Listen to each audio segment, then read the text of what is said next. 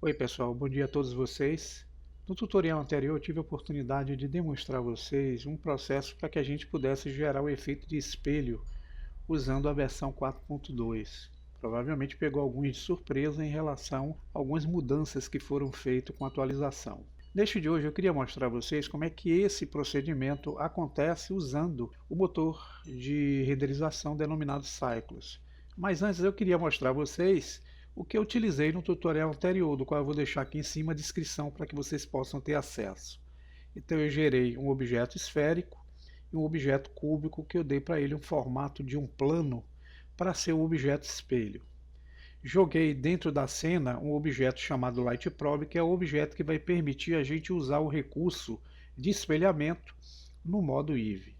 Então, como eu coloquei materiais, eu vim aqui na viewport chamado Material e já dei para o objeto que será o espelho um material com roughness totalmente em 0, metallic em 1 para dar esse efeito que vocês estão vendo aqui, tá certo? E coloquei o Light Probe e vocês vão perceber que para poder fazer o espelhamento desse objeto sobre essa superfície no modo Eevee, a gente tem que vir aqui e acionar no Render Property a opção chamada Ray Tracing. Mas antes eu queria mostrar a vocês que essa máquina aqui, entrando no modo Edit e Preferências, ela está com a condição de CPU para poder funcionar aqui junto ao sistema. Eu não tenho nenhuma opção que me permita usar placas NVIDIA compatíveis para fazer o efeito com desempenho. Você vê no Optix também não tenho. O One API, que são placas referentes à Intel, também não tenho. Então é um adaptador sem bom desempenho. Mas essa máquina permite que eu rode o Blender 4.2. Então aqui, para a gente ter o efeito, a gente tem que clicar em Ray Tracing e usar o objeto que é o Light Probe. Se eu seleciono o Light Probe Plane e tiro, notem que há uma incorreção junto ao espelhamento que é feito aqui na superfície. Quando eu uso o Light Probe, eu consigo dar o efeito correto. Isso vai servir também no modo, clicando aqui, que é o Cycles. Mas essa explicação que eu passei aqui para vocês é em relação a viewport chamado Material Preview, tá pessoal? No Cycles, se vocês habilitarem a função aqui chamada viewport Rendered, o efeito acontece sem a necessidade de nós utilizarmos o Light Probe. Se eu voltar para a função Eevee aqui, no Eevee, ele não vai funcionar.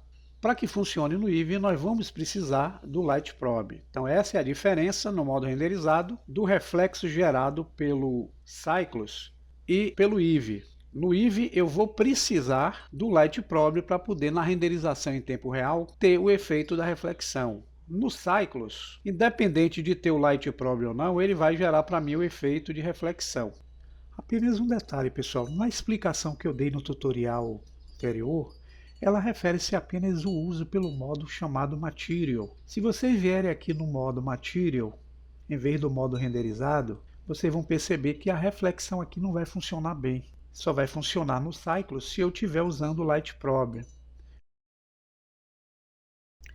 Porém, se eu clicar aqui no modo denominado renderizado, vocês vão ver que ele vai funcionar adequadamente. Outro fator aqui é que se eu voltar para o Eevee, colocar o Light Probe, eu vou ter a reflexão. Mas se eu desabilitar aqui o Ray Tracing, repare que eu não vou ter reflexão no modo renderizado pelo Eevee.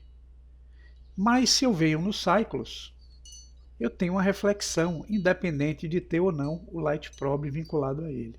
Fica só esse detalhe aí para que vocês entendam como é que funciona esse efeito de espelhamento, tanto usando o Render Cycles como usando o Render Eevee, através do uso na viewport Material e na viewport renderizada.